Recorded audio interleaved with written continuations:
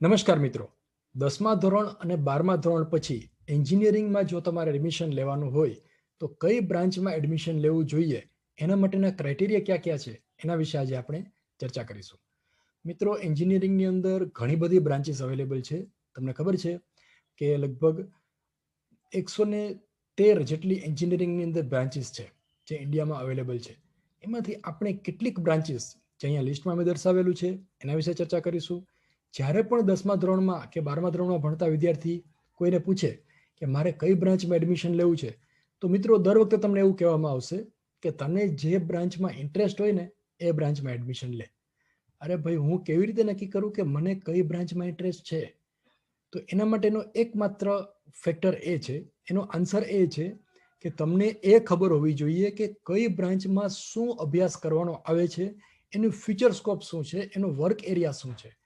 જો એ તમને ખબર હોય તો તમે નક્કી કરી શકો કે તમને કઈ બ્રાન્ચમાં ઇન્ટરેસ્ટ છે અને તમારે કઈ બ્રાન્ચમાં એડમિશન લેવું જોઈએ. અહીંયા મેં જે લિસ્ટ આપેલું છે 29 બ્રાન્ચનું, એ બ્રાન્ચમાં શું શું આવે છે એના વિશે આપણે એકદમ ટૂંકમાં જોઈ લઈશું. ત્યાર પછી આપણે ક્રાઇટેરિયા નક્કી કરીશું કે મારે કઈ બ્રાન્ચમાં એડમિશન લેવું. ઇન્ડિયાની અંદર 1000 કરતાં વધારે યુનિવર્સિટીઝ છે અને 4000 જેટલી એન્જિનિયરિંગ કોલેજીસ છે. અને ગુજરાતની અંદર 4 લાખ જેટલા વિદ્યાર્થીઓ જીટીયુના અંડરમાં એન્જિનિયરિંગ અને વિવિધ પ્રકારના પ્રોફેશનલ કોર્સીસનો અભ્યાસ કરે છે. તો મિત્રો, આજનું જે સેશન છે એના માટેનો ડેટા મેં ક્યાંથી લીધેલો છે, મેં ક્યાંથી હોમવર્ક કર્યું છે, એના વિશે હું તમને પહેલાં જણાવી દઉં. એના માટે મેં કંપનીના HR એમની સાથે ઇન્ટરેક્શન કરેલું છે, કારણ કે હું ગવર્મેન્ટ પોલિટેકનિક કોલેજમાં ટ્રેનિંગ એન્ડ પ્લેસમેન્ટ સેલની અંદર વર્ક કરું છું. તો એની અંદર મારે ઘણી બધી કંપનીઓના HR સાથે વર્ક કરવાનું આવે છે, એમની સાથે ઇન્ટરેક્શન કરવાનું આવે છે, એમને મળવાનું થાય છે. તો જ્યારે પણ એમની સાથે ચર્ચા કરીએ છીએ ત્યારે એમાંથી જે જાણવા મળે છે કે એમને કઈ ટાઈપનો મેનપાવર જોઈએ છે, કઈ બ્રાન્ચ ત્યાં વધારે ચાલે છે, આ બધો ડેટા મેં કલેક્ટ કરેલો છે. ત્યાર પછી અલગ અલગ એન્જિનિયરિંગ કોલેજીસના ટ્રેનિંગ એન્ડ પ્લેસમેન્ટ ઓફિસર કે કોલેજની અંદર જે ટીપીઓ હોય એ એક પ્રકારની એક્ટિવિટી સંભાળતા હોય છે કે બધા લોકોને સારી જોબ મળી જાય. તો એમની સાથે મેં ઇન્ટરેક્શન કરેલું છે. ત્યાર પછી મારા પાસ આઉટ સ્ટુડન્ટ જે જૂના વિદ્યાર્થીઓ છે એમની પાસેથી મને ફીડબેક મળેલો છે કે એ લોકો અત્યારે વર્ક શું કરે છે અને એમની વર્ક પ્રોફાઇલ શું છે. અને મારી સાથે વર્ક કરતા એક્સપર્ટ ફેકલ્ટીઝ, ઘણા બધા અનુભવી લેક્ચરર્સ મારી સાથે વર્ક કરે છે, તો એમની સાથે પણ મેં ઇન્ટરેક્શન કરેલું છે અને એમનો વ્યૂ જાણેલો છે. અને 5મો પેરામીટર છે મારો 20 વર્ષનો એકેડેમિક એક્સપિરિયન્સ અને 2 વર્ષનો ટીચિંગ ઇન્ડસ્ટ્રીયલ એક્સપિરિયન્સ. તો આ 5 પેરામીટર્સનું ભેગું કરી અને મેં એક પંચામૃત બનાવેલું છે, જેના વિશે આજે આપણે ચર્ચા કરવાના છીએ. તો મિત્રો, સૌથી પહેલા ડિપ્લોમા અને ડિગ્રી બે માટે એડમિશન પ્રોસેસ માટે શું કરવું, તો એના માટે અહીંયા મેં 2 વેબસાઇટ લખેલી છે. ઉપર યલો કલરની જે છે એ ડિપ્લોમા માટે છે અને નીચે જે સ્યાન કલર છે એ ડિગ્રી માટે છે. આ 2 વેબસાઇટની અંદર બધી જ ઇન્ફોર્મેશન આપેલી છે. જો પેલી વેબસાઇટ જે છે acpdc.co.in એ ડિપ્લોમા માટે છે અને jascpcldc.ac.in એ ડિગ્રી માટે છે. આ 2 વેબસાઇટની અંદર બધી જ પ્રકારના એનાઉન્સમેન્ટ કરવામાં આવે છે. દરેક પ્રકારની જાહેરાતો એડમિશનને લગતી આ વેબસાઇટની અંદર જે આવે એ જ ઓથેન્ટિક માનવાની, એ જ સાચી માનવાની, બાકીની બધી જાહેરાતો ખોટી છે એવું માનવાનું. ત્યાર પછી એની અંદર આવે છે લિસ્ટ ઓફ ઇન્સ્ટિટ્યૂટ્સ. એની અંદર દરેક પ્રકારની કઈ કઈ કોલેજ ગુજરાતમાં અવેલેબલ છે, કઈ કઈ બ્રાન્ચીસ અવેલેબલ છે, એ બધી જ માહિતી એની અંદર આપેલી છે. તથા એવું પણ આપેલું છે કે કટ ઓફ માર્ક્સ, ગયા વર્ષે કઈ બ્રાન્ચમાં કેટલા માર્ક્સ એડમિશન અટક્યું હતું, અલોટમેન્ટ રિઝલ્ટ, આ બધી જ ઇન્ફોર્મેશન આપેલી જે 2 વેબસાઇટ છે, આ 2 વેબસાઇટ એની અંદર તમને જોવા મળશે. અને રજિસ્ટ્રેશન કેવી રીતે કરાવવાનું, તો ઓનલાઈન રજિસ્ટ્રેશન કરાવવા માટેની આ 2 વેબસાઇટ છે. ડિપ્લોમા માટે gujdiploma.nic.in અને ડિગ્રી માટે gujacpc.nic.in. આના સિવાય બીજી કોઈ વેબસાઇટ એડમિશન માટેનું રજિસ્ટ્રેશન કરતી નથી, એટલે ભૂલથી પણ બીજી કઈ વેબસાઇટમાં જઈ અને રજિસ્ટ્રેશન ન થઈ જાય એ તમારે ધ્યાન રાખવાનું. અને આ જે 2 લિંક છે અહીંયા જે મેં આ 2 આપેલી છે, આ 2 એની અંદર જ તમારે રજિસ્ટ્રેશન થયા પછી ચોઇસ ફિલિંગ કરવાની છે અને તમારું result of allotment, confirmation, fees payment એ બધું જ આ 2 વેબસાઇટની અંદર જ કરવાનું આવશે. આના સિવાય બીજી કોઈ વેબસાઇટ કે કોઈ કોલેજનો તમારે કોન્ટેક્ટ કરવાનો નથી. હવે ઘણા બધા મિત્રો પૂછે છે કે એડમિશન ક્યારે સ્ટાર્ટ થશે, તો એના માટેની એડવર્ટાઇઝમેન્ટ બધા જ ન્યૂઝપેપરની અંદર આવશે અને તમને કહેવામાં આવશે કે કઈ તારીખથી એડમિશન પ્રોસેસ ચાલુ થશે. હું પણ તમને મારી ચેનલના માધ્યમથી જણાવતો રહીશ કે ક્યારે એડમિશન પ્રોસેસ સ્ટાર્ટ થશે અને એના માટે તમારે શું શું કરવાનું. તો પહેલા એક નાનકડી એક્સરસાઇઝ કરી લઈએ કે તમારું માઇન્ડસેટ અત્યારે કેવું છે. એ માઇન્ડસેટ પ્રમાણે તમે સાંભળતા હશો, તમે એક્ટિવિટી કરશો. તો વોટ ઇઝ માઇન્ડસેટ? સપોઝ હું તમને ક્વેશ્ચન પૂછું છું કે ડ્રો ટ્રાયંગલ વિથ 3 લાઇન્સ. 3 લાઇનનો ઉપયોગ કરીને ટ્રાયંગલ ડ્રો કરો. તો તમે આવી રીતે ડ્રો કરશો, રાઈટ? પણ એ ખોટું છે. સાચો આન્સર શું છે? Right, this is the right answer. તમે 3 લાઇનનો ઉપયોગ કરવાનો છે, રેખાખંડનો નહીં પણ રેખાનો ઉપયોગ કરવાનો છે. તો આ રીતે સાચો આન્સર આવે. બીજો ક્વેશ્ચન, એનો જવાબ અગત્યનો નથી, ન આવે તો કાંઈ વાંધો નહીં. મારે તમને બીજો મેસેજ આપવો છે. આ બીજા ક્વેશ્ચન ઉપરથી એ મેસેજ મળશે. Draw triangle with 4 lines. અહીંયા તમે વિડીયો પોઝ કરી દો અને તમે આ આન્સર સોલ્વ કરવાની ટ્રાય કરો. જવાબ ન આવડે તો કાંઈ વાંધો નહીં. મારે તમને જે મેસેજ આપવાનો છે એ આ 2 ક્વેશ્ચન ઉપરથી છે. ક્વેશ્ચન જો ફરી પાછો વાંચો, draw triangles with 4 lines, right? તો આ રીતેનો આન્સર આવશે, ટ્રાયંગલ વિથ 4 લાઇન્સ. મેં એવું નથી કીધું કે ટ્રાયંગલને ડ્રો કરવા માટે 4 લાઇનનો ઉપયોગ કરો, ટ્રાયંગલ વિથ 4 લાઇન્સ. મિત્રો, આ એક્ઝામ્પલ ઉપરથી હું તમને એ કહેવા માંગુ છું કે તમારું માઇન્ડ જો કન્ડિશનલ હોય, માઇન્ડ સેટ કરી નાખો તો તમારો આન્સર ખોટો આવી શકે, જુદો આવી શકે. તમારી કોમન સેન્સ વર્ક કરતી બંધ થઈ જાય. એટલે અત્યારે હું કંઈ જે તમને પ્રેઝન્ટેશન આપું છું એમાં હું શક્ય હોય ત્યાં સુધી કોઈ પણ પ્રકારનું પેલું ઇન્ફ્લુઅન્સ નહીં રાખું, કોઈ બાયસ નહીં રાખું. એકદમ ન્યુટ્રલ રહી અને બધું મારું ઓપિનિયન આપવાની ટ્રાય કરીશ. અને તમને પણ કોઈ પણ વ્યક્તિ મળે તો ખાસ ધ્યાન રાખજો, ડાયરેક્ટ તમને પેલો ક્વેશ્ચન પૂછશે અને બીજો ક્વેશ્ચન પૂછશે એટલે તમને આન્સર આપતા નહીં આવડે. જો ડાયરેક્ટ બીજો ક્વેશ્ચન મેં તમને પૂછ્યો તો તમે એનો આન્સર પરફેક્ટ આપી શક્યા હોત. પણ મેં તમને શું કર્યું? તમારું માઇન્ડ ચેન્જ કરી નાખ્યું, એટલે તમે પ્રોપર આન્સર ન આપી શક્યા. તો ચોઇસ ફિલિંગની અંદર આનું ખાસ ધ્યાન રાખજો કે તમારું માઇન્ડ ચેન્જ ના થઈ જાય, તમારું પોતાનું ઓરિજિનલ થિંકિંગ આવે એવી રીતે તમારે ચોઇસ ફિલિંગ કરવાની છે. પહેલી બ્રાન્ચ એરોસ્પેસ ઓર એરોનોટિકલ એન્જિનિયરિંગ. આપણે બધી બ્રાન્ચનું લિસ્ટ જોયું હમણાં. તો આ બધી બ્રાન્ચ જે છે એમાં પહેલી આપણે આલ્ફાબેટિકલ ઓર્ડરમાં બધી લઈએ છીએ. એવું નથી કે પહેલી બ્રાન્ચ લીધી એટલે સારી છે, બરાબર? આલ્ફાબેટિકલ ઓર્ડરમાં આપણે બધી બ્રાન્ચ લઈએ છીએ. તો એરોનોટિકલ એન્જિનિયરિંગ અથવા એરોસ્પેસ એન્જિનિયરિંગ, એની અંદર શું અભ્યાસ કરવાનો આવે? તો એની અંદર એરક્રાફ્ટ, એરોનોટિકલ, સ્પેસ ક્રાફ્ટ, આના વિશે અભ્યાસ કરવાનો આવે છે. આ બધા ફોટોગ્રાફ જે છે that is belongs to aerospace or aeronautical engineering. જો એની અંદર તમને ઇન્ટરેસ્ટ હોય તો તમારે આમાં જવું જોઈએ. આ ફિલ્ડની અંદર તમે જાઓ તો એટલું નક્કી છે કે તમે તમારા ગામમાં રહી શકશો નહીં, કારણ કે એરોસ્પેસ એન્જિનિયર જે છે એ ઓલવેઝ મેગા સિટીની બહારની સાઈડ હોય છે. એકદમ અર્બન એરિયામાં હોઈ શકે છે, પણ એ આપણું જે લોકેશન છે એના કરતાં દૂર હશે, નજીક નહીં હોય. અને ભારતનું ભવિષ્ય એવિએશન ઇન્ડસ્ટ્રીઝમાં છે અત્યારે ઘણું બધું અંડર રેટેડ છે. ઓછું વર્ક આમાં થયેલું છે, વધારે વર્ક થવાના ચાન્સીસ છે. એટલે ફ્યુચરમાં 10 વર્ષ પછી આની ડિમાન્ડ હોવાની સંભાવના પૂરેપૂરી છે. બીજું છે એગ્રીકલ્ચરલ એન્જિનિયરિંગ. આ પણ એવું ફિલ્ડ છે કે જે હાઈલી અંડર રેટેડ છે.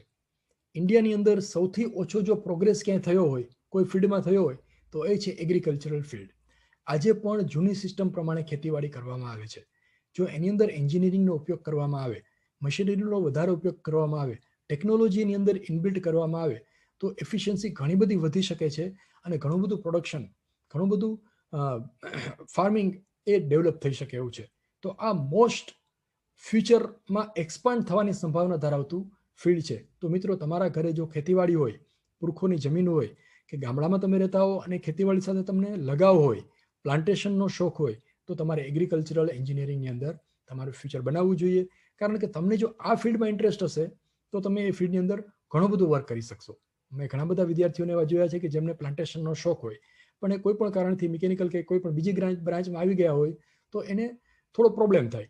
જો આ બ્રાન્ચની અંદર તમને ઇન્ટરેસ્ટ હોય, ઝાડવા ઉગાડવા છે, પ્લાન્ટેશન કરવું છે, કંઈક નવી મશીનરી ડેવલપ કરવી છે કે જે ખેતીવાડી માટે ઉપયોગી થાય, તો તમારે આ ફિલ્ડમાં વર્ક કરવું જોઈએ. એક હું તમને એક્ઝામ્પલ આપું ઇઝરાયલનું. આપણે બધાને ખબર છે ઇઝરાયલની અંદર એની પરિસ્થિતિ કેવી છે.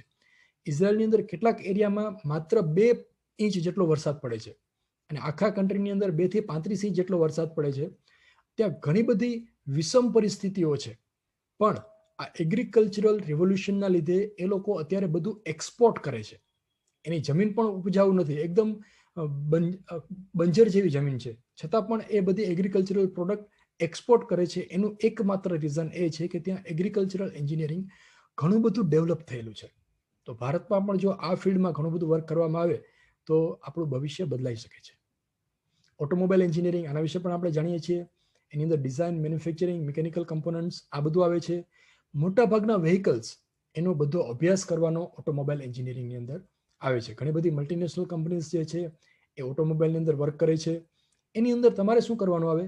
એઝ એન એન્જિનિયર તમારે એની ડિઝાઇન કરવાની આવી શકે. એનું જે પ્રોડક્શન ચાલુ હોય એ પ્રોડક્શન લાઇનમાં તમારે ઇન્સ્પેક્શન કરવાનું હોઈ શકે.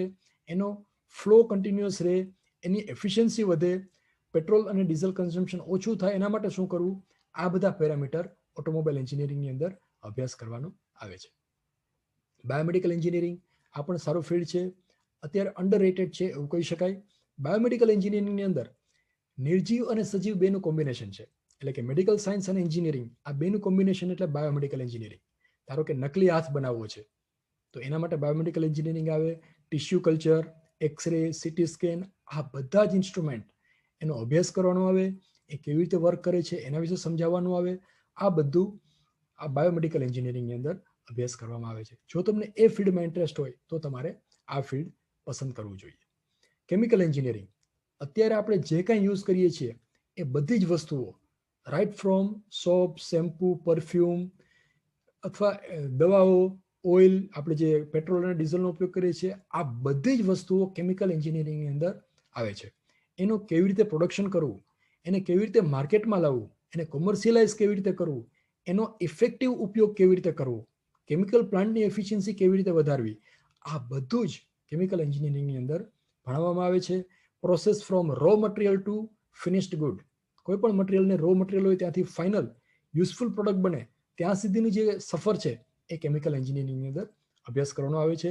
એટલે ધારો કે તમે કેમિકલની ફોર્મ્યુલા ભણેલા છો, H2 એટલે પાણી, કાર્બન ડાયોક્સાઇડ એટલે CO2, એમાં તમને ઇન્ટરેસ્ટ હોય, એના કેમિકલ રિએક્શનમાં ઇન્ટરેસ્ટ હોય, એના વિશે તમે જાણવા માંગતા હો તો એના માટે આ ફિલ્ડ ખૂબ જ સરસ છે. સિવિલ એન્જિનિયરિંગ વિશે આપણે ચર્ચા કરીએ તો એ લગભગ બધાને ખબર છે. Design, construction, maintenance of physical and naturally build environment. અત્યારે જે કંઈ આપણે જોઈએ છીએ, બિલ્ડિંગ્સ, રોડ્સ, કેનાલ્સ, બ્રિજીસ, આ બધું જ, પાઇપલાઇન, પછી રેલવેઝ, આ બધું જ સિવિલ એન્જિનિયરિંગની અંદર આવે. જે કન્સ્ટ્રક્શનને લગતું વર્ક છે એ બધું જ સિવિલ એન્જિનિયરિંગની અંદર આવે છે. એ કેવી રીતે બનાવવા જોઈએ, એના પ્લાન્સ બનાવવા, એના માટેના રો મટીરિયલ કલેક્ટ કરવા, એનો આખો પ્રોસેસ ચાર્ટ તૈયાર કરવો, સાઇટ ઉપર જઈને વર્ક કરવું, આ બધું સિવિલ એન્જિનિયરિંગની અંદર આવે છે. તો સિવિલ એન્જિનિયર થવું હોય તો તમારે 80% ચાન્સીસ છે કે તમારે સાઇટ ઉપર વર્ક કરવાનું આવે. જો આ જે ફોટોગ્રાફ છે ને એ એક સાઇટનો ફોટોગ્રાફ છે. એક સિવિલ એન્જિનિયર સાઇટ ઉપર વર્ક કરે છે. તો જો તમને આવી રીતે વર્ક કરવામાં ઇન્ટરેસ્ટ હોય અને તો તમારે આ ફિલ્ડમાં જવું જોઈએ. સિવિલ એન્જિનિયરિંગ જે છે એ ક્યારેય ઘરે નહીં રહી શકે. એમને આવી રીતે બધી જગ્યાએ સાઇટ ઉપર જ જવાનું આવશે, અને એવી સાઇટ ઉપર જવાનું આવશે કે જે અંડર કન્સ્ટ્રક્શન છે. કન્સ્ટ્રક્ટ થઈ ગયા પછી નહીં, જ્યારે કન્સ્ટ્રક્શન ચાલુ હોય ત્યારે તમારે ત્યાં જવું પડે એવું થઈ શકે છે. પણ એમાં સ્કોપ ઘણો બધો છે. જ્યારે તમારું ફેમિલી બેકગ્રાઉન્ડ આ ફિલ્ડમાં હોય, ધારો કે ઇન્ફ્રાસ્ટ્રક્ચરલ વર્કની અંદર તમે વર્ક કરતા હો, બિલ્ડિંગ કે એવું કંઈ તમારે કોઈ રિલેટિવ્સને હોય, અને એ પ્રમાણે એ એરિયામાં જો તમને ઇન્ટરેસ્ટ હોય, તમે જોયું કે ભાઈ આ વ્યક્તિની સાથે હું કામ કરી શકીશ, એ જે વર્ક કરે છે એ મને શોખ, મારા શોખની સાથે મેચ થાય છે, તો તમારે સિવિલ એન્જિનિયરિંગમાં એડમિશન લેવું જોઈએ. કોમ્પ્યુટર એન્જિનિયર, અત્યારે આપણે જે પ્રેઝન્ટેશન આપીએ છીએ કોમ્પ્યુટરમાંથી જ આપીએ છીએ. આના વિશે પણ બધાને ખબર છે કોમ્પ્યુટર એન્જિનિયરિંગમાં શું આવે. પણ મિત્રો, મારે તમને જે વાત કરવાની છે કે કોમ્પ્યુટરમાં એડમિશન ક્યારે લેવું, એક પેરામીટર છે, ખાસ ધ્યાનમાં રાખજો. જો તમારું લોજિક સારું હોય, લોજિક એટલે શું એ પહેલા સમજાવીશ તમને, તો તમારે કોમ્પ્યુટર એન્જિનિયરિંગમાં એડમિશન લેવું જોઈએ. એ લોજિક સમજાવવા માટે હું તમને એક ફ્લો ચાર્ટ સમજાવીશ. જો એક ફ્લો ચાર્ટ મેં અહીંયા ડ્રો કરેલો છે, આ એક કેસ સ્ટડી લઈએ. ધારો કે એક લેમ્પ ચાલુ થતો નથી, એનો એક નાનકડો સિમ્પલ કેસ સ્ટડી છે. તો એને આપણે ફ્લો ચાર્ટમાં કેવી રીતે દર્શાવાય, તો આવી રીતે લખાય. પહેલા લખાય લેમ્પ ડઝન્ટ વર્ક, બરાબર. હવે આપણે પ્રોબ્લેમ એનાલાઇઝ કરીએ. લેમ્પ પ્લગડ ઇન, કે લેમ્પને પહેલા પ્લગ ઉપર લગાવેલો છે, યસ ઓર નો? યસ. લગાવ્યો હોય તો આગળનું સ્ટેપ વિચારો. ન લગાવ્યો હોય તો શું કરવાનું? Plug in the lamp. આ પહેલું સ્ટેપ. બીજું સ્ટેપ, બલ્બ બર્ન આઉટ. તમે ચેક કરો કે બલ્બ છે ઉડી ગયો છે, યસ તો replace the bulb, no repair the lamp. હજી આ ફ્લો ચાર્ટ ઘણો બધો આગળ જઈ શકે છે. તો આ રીતે તમને પ્રોબ્લેમને ફોર્મ્યુલેટ કરતા આવડતું હોય, સ્ટ્રક્ચરલાઇઝ કરતા આવડતું હોય, તો અને તો જ તમારે કોમ્પ્યુટર એન્જિનિયરિંગમાં એડમિશન લેવું જોઈએ. ધારો કે આ એક કોમ્પ્લિકેટેડ ચાર્ટ છે, અહીંયા મેં ડિટેલ્સમાં નથી આપેલું કારણ કે બહુ લાંબુ એક્સરસાઇઝ છે. એ જો તમને પ્રોપરલી સમજાતું હોય તો જ તમારે કોમ્પ્યુટરમાં એડમિશન લેવું જોઈએ. કારણ કે કોમ્પ્યુટર જે છે ને એ બે જ શબ્દો સાંભળે છે, યસ ઓર નો, 1-0. એના સિવાય બીજું કાંઈ સમજતું નથી. એને આપણે યસનો કરી અને એની પાસેથી કામ કરાવવાનું છે. તો જો તમારે આ રીતે માઇન્ડ ચાલતું હોય તો એના માટે તમારા માટે કોમ્પ્યુટર એન્જિનિયરિંગ બેસ્ટ બ્રાન્ચ છે. ઇલેક્ટ્રિકલ એન્જિનિયરિંગ, આપણે જે કાંઈ ઇલેક્ટ્રિસિટી યુઝ કરતા ડિવાઇસીસ છે અને ઇલેક્ટ્રિસિટી પ્રોડ્યુસ કરવા માટેનું જે મિકેનિઝમ છે એ બધું જ ઇલેક્ટ્રિકલ એન્જિનિયરિંગની અંદર ભણવામાં આવે છે. જે પાવર પ્લાન્ટ જે છે એની અંદર ઇલેક્ટ્રિસિટી પ્રોડ્યુસ થાય છે, ત્યાંથી એનું ડિસ્ટ્રીબ્યુશન, ત્યાર પછી ઘરમાં જે આવે છે એની અંદર બધા ડિવાઇસીસ જે યુઝ થાય છે એ બધું જ ઇલેક્ટ્રિકલ એન્જિનિયરિંગની અંદર આવે છે. ધારો કે આપણે ઓહ્મ્સ લો ભણેલા છીએ, રેઝિસ્ટન્સ, કરંટ, પોટેન્શિયલ ડિફરન્સ, આ બધા શબ્દો જો તમને ગમતા હોય, એમાં કંઈક તમને એવું લાગતું હોય કે મને ફાવશે, હું વર્ક કરી શકીશ, તો તમારા માટે ઇલેક્ટ્રિકલ બ્રાન્ચ અગત્યની છે, તમારે એમાં એડમિશન લેવું જોઈએ. ઇલેક્ટ્રોનિક્સ એન્જિનિયરિંગ, જો આ ઇલેક્ટ્રોનિક્સ એન્જિનિયરિંગ એટલે આપણે એવું લાગે કે Gada electronics, TV, fridge, washing machine, AC, બરોબર, પણ માત્ર એવું નથી. TV, fridge, washing machine, AC, આ બધા જે ડિવાઇસ છે એને કંટ્રોલ કરવા માટે એની અંદર ઇલેક્ટ્રોનિક સર્કિટ હોય છે. એ સર્કિટની ડિઝાઇન કેવી રીતે કરવી કે જેથી એ ઓટોમેટિક વર્ક કરે, એ ઇલેક્ટ્રોનિક્સ એન્જિનિયરિંગની અંદર ભણવાનું આવે છે. સોરી, મારી માઇક જતું રહ્યું, રાઈટ. તો આ પછી એની અંદર આઈસી હોય છે, ઇન્ટિગ્રેટેડ સર્કિટ, એનો ઉપયોગ કેવી રીતે કરવો, પ્રિન્ટેડ સર્કિટ બોર્ડ કેવી રીતે બનાવવું, એ ડિઝાઇન કેવી રીતે કરવી, આ બધું ઇલેક્ટ્રોનિક્સ એન્જિનિયરિંગની અંદર અભ્યાસ કરવાની અંદર આવે છે. આ બધા ગેજેટ્સ જે છે એ પણ ઇલેક્ટ્રોનિક્સની અંદર ભણવામાં આવે છે. ઇલેક્ટ્રોનિક્સ એન્ડ કોમ્યુનિકેશન એન્જિનિયરિંગ, જો આ આગળની જે બ્રાન્ચ છે એની સાથે મળતું આવે છે. આની અંદર કોમ્યુનિકેશન એક શબ્દ એડ થાય છે. છેલ્લા 15 વર્ષની અંદર કે 20 વર્ષની અંદર કોમ્યુનિકેશન ફિલ્ડ જે છે એ લગભગ 1000% કરતાં પણ વધારે પ્રોગ્રેસ કરેલો છે. ઘણો બધો પ્રોગ્રેસ કોમ્યુનિકેશનમાં થયેલો છે. તો that is because of electronics and communication engineering. આપણે જે મોબાઈલ ટાવર્સ જે છે, મોબાઈલ કોમ્યુનિકેશન થાય છે, એ બધું જ ઈસીને આભારી છે.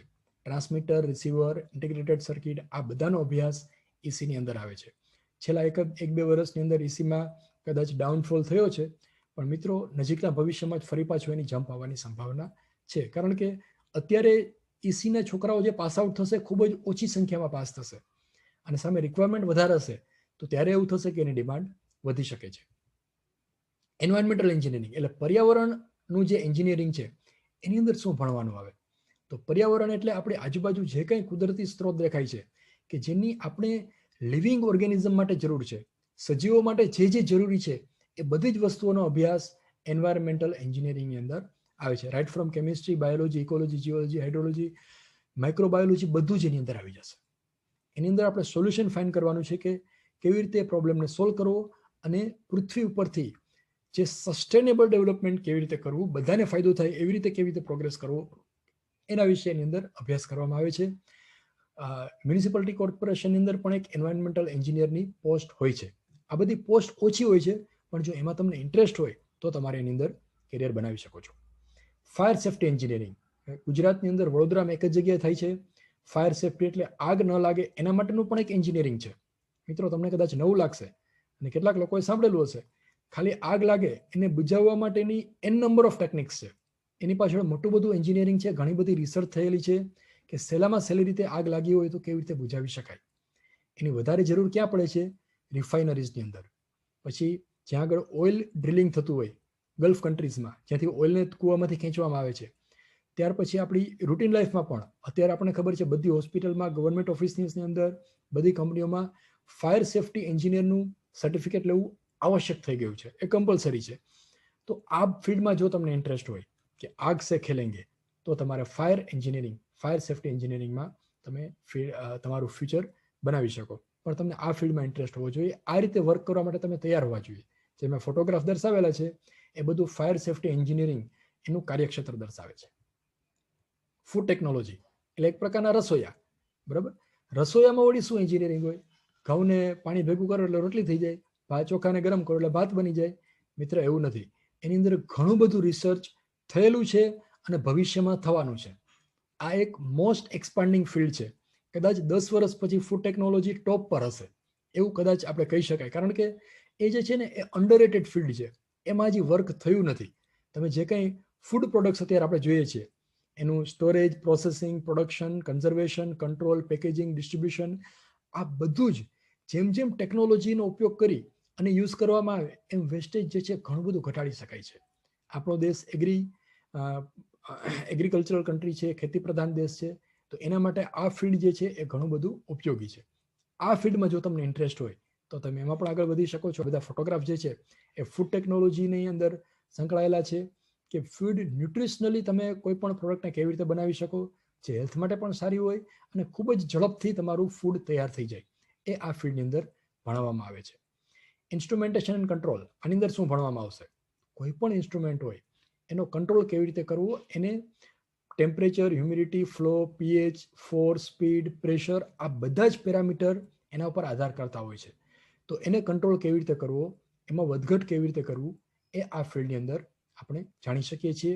એ એમાં અભ્યાસ કરવામાં આવે છે. એના માટેના સોફ્ટવેર પણ અવેલેબલ છે. તો આ ફિલ્ડમાં તમને ઇન્ટરેસ્ટ હોય એમાં પણ તમે તમારું ફ્યુચર બનાવી શકો છો.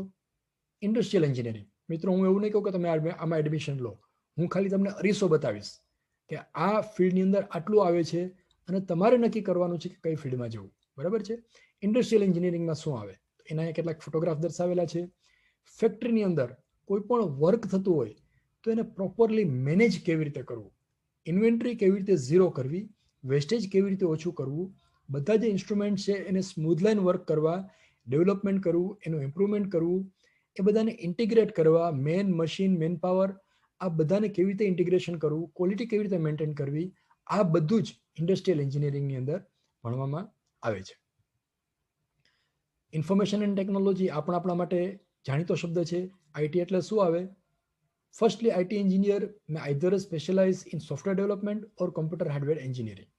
આઈધર તમે હાર્ડવેર સાઇડ વર્ક કરી શકો અથવા સોફ્ટવેર સાઇડ વર્ક કરી શકો.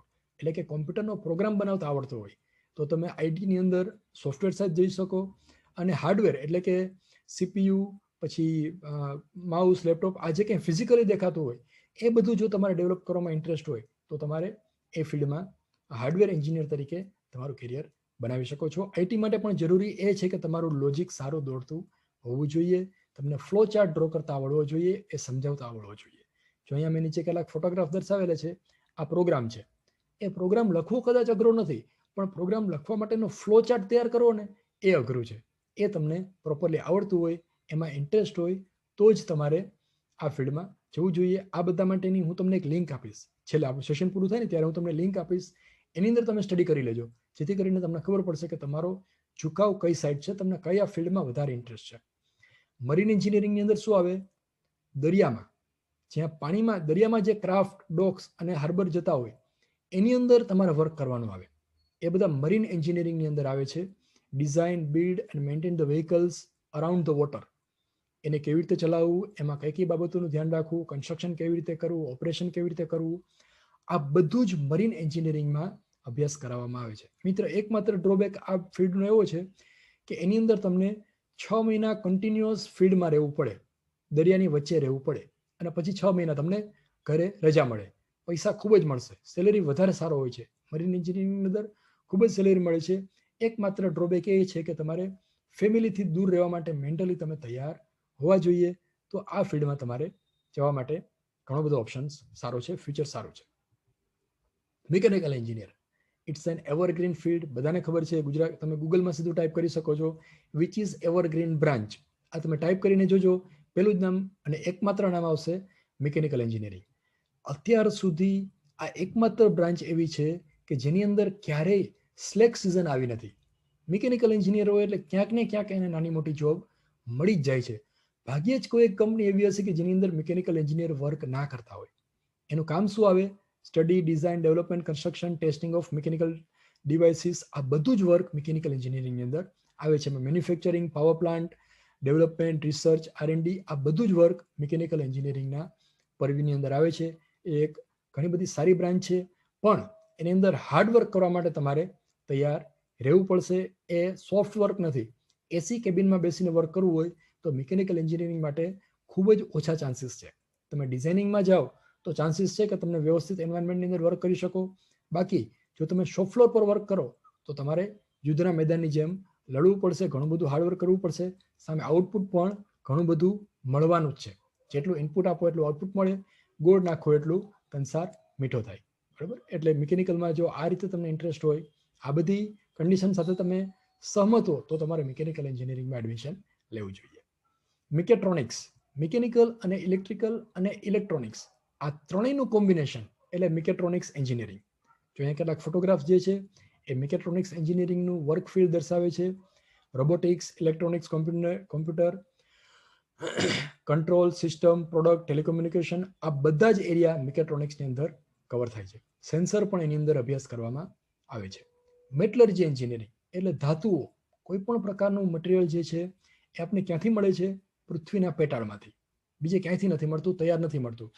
તો એ પહેલાં આપણે ઓર કરીએ, એને શોધીએ, એ રો મટીરિયલ તૈયાર કરો, પછી એની બધી પ્રોસેસ કરો અને પ્રોસેસ કરીને ફિનિશ્ડ ગુડ બનાવો. એવી રીતે બનાવો કે એની સ્ટ્રેન્થ આપણી જે જોઈતી હોય એ પ્રમાણે મળે. લોખંડ હોય તો એમાં કરોઝન ન થાય. એની ટ્રાન્સપોર્ટેશન, હેલ્થકેર, ડિફેન્સ, એન્ટરટેનમેન્ટ, આ બધા ફિલ્ડની અંદર એની જરૂર છે. તો આ બધું મેટલર્જીની અંદર ભણવાનું આવે છે. ઇન શોર્ટ, કોઈ પણ ધાતુને ઓગાળી અને એનું પ્યુરિફિકેશન કેવી રીતે કરવું એ આ ફિલ્ડની અંદર ભણાવવામાં આવે છે. આમાં પણ મિત્રો તમારે હાઈ ટેમ્પરેચરમાં વર્ક કરવાની તૈયારી રાખવાની. 60% મેટલર્જી એન્જિનિયરને હાઈ ટેમ્પરેચરમાં રહેવાની ટેવ પાડવી પડે છે. કારણ કે ફર્નેસની બાજુમાં જવાનું હોય તો ફર્નેસનું ટેમ્પરેચર 1000 ડિગ્રી કરતાં વધારે હોય.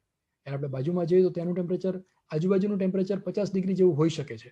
તો ગરમી સહન કરવાની જો તૈયારી હોય અને હાર્ડવર્ક કરવું હોય, સારું ફ્યુચર જોઈતું હોય, તો એના માટે મેટલર્જી એન્જિનિયરિંગ પણ એક સારો ઓપ્શન છે. Mining engineering. માઇનિંગ એટલે શું? ખાણનું ખોદકામ કરવું, એમાંથી રો મટીરિયલ શોધવું અને એને પ્રોસેસ કરી અને આપણે માર્કેટમાં પહોંચાડવું, એ માઇનિંગ એન્જિનિયરિંગનું કામ છે. નેચરલી કોઈ પણ ધાતુ જે છે એ ઓરના સ્વરૂપમાં મળે છે, ખનિજના સ્વરૂપમાં મળે છે.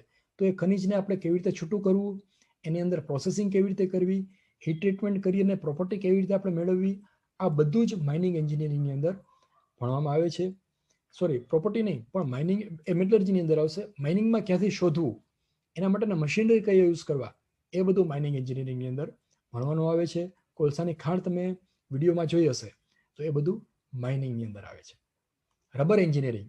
રબર ખૂબ જ નાનો શબ્દ છે, પણ એ લાંબુ કરો તો મોટું થઈ જાય. એ લગભગ દરેક જગ્યાએ રબરનો ઉપયોગ થાય છે. ઓટોમોબાઈલની અંદર, મશીનરીની અંદર, આપણા ડે ટુ ડે લાઈફની અંદર બધે જ રબરનો ઉપયોગ થાય છે. ટ્યુબ ટાયરમાં પણ એનો ઉપયોગ થાય છે.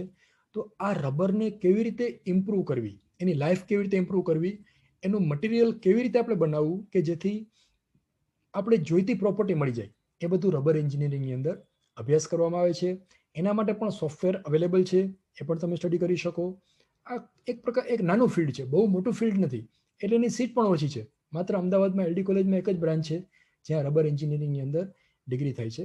તો સામે એની રિક્વાયરમેન્ટ પણ એવી છે, ઓછી છે, અને ફિલ્ડ પણ નાનું છે. પણ જો તમને ઇન્ટરેસ્ટ હોય રબરની અંદર તો આ ફિલ્ડ સારું છે. તમારું ફેમિલી બેકગ્રાઉન્ડ આ ફિલ્ડ સાથે સંકળાયેલું હોય તો તમારે આ ફિલ્ડમાં આગળ વધવું જોઈએ. પેટ્રોલિયમ એન્જિનિયરિંગમાં શું કરવું? પેટ્રોલ એટલે શું? આપણે બધાને ખબર છે, ક્રૂડ ઓઇલ. એનું પ્રોસેસિંગ કરીએ, એ પ્રોસેસિંગ કરી પૃથ્વીના પેટ્રોલમાંથી ક્રૂડ કાઢી અને આપણી ગાડીમાં આપણે ભરીએ, ત્યાં સુધીની જે પ્રોસેસ છે એ બધું પેટ્રોલિયમ એન્જિનિયરિંગની અંદર આવે છે. એટલે પહેલાં કોઈ પણ ક્રૂડ ઓઇલ જે બહાર નીકળે એને રિફાઇનરીની અંદર લઈ જવામાં આવે, ત્યાંથી એનું પ્રોસેસિંગ કરવામાં આવે, બધી પ્રોડક્ટ છૂટી કરવામાં આવે, છૂટી કરીને પછી એમાંથી પેટ્રોલ, ડીઝલ, કેરોસીન, CNG આ બધું જ એની જ્યાં જ્યાં જરૂર હોય ત્યાં એને સપ્લાય કરવામાં આવે. આને કહેવાય પેટ્રોલિયમ એન્જિનિયરિંગ. આ ફિલ્ડ જે છે એમાં વર્ક કરવું હોય તો પણ તમે કરી શકો છો. Plastic engineering. પ્લાસ્ટિક પણ એવી વસ્તુ છે કે ડે બાય ડેનો ઉપયોગ વધતો જ જાય છે.